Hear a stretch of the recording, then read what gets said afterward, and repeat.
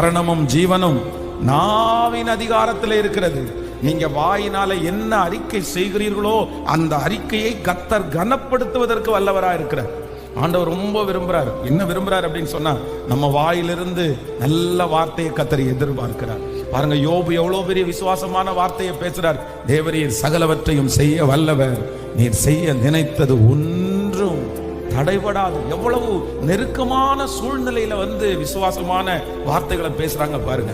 தேவனுடைய மனுஷன் வேலைக்காரனை பார்த்து சொல்றாரு, அவர்களோடு இருப்பவர்களை பார்க்கலும் நம்மோடு இருப்பவர்கள் சொல்லுங்க அதிகம் அதிகம். அதனால இன்னைக்கு உங்களுடைய சூழ்நிலை வித்தியாசமா இருக்கலாம், உங்களுடைய தேவைகள் ரொம்ப பெருசா இருக்கலாம். ஆனா நீங்க ஒண்ணு நல்லா தெரிஞ்சுக்குங்க, என் வாயிலிருந்து விசுவாசமான வார்த்தைகளையே நான் பேசுவேன். இந்த சூழ்நிலை மாறும், இந்த சூழ்நிலை சரியாகும்.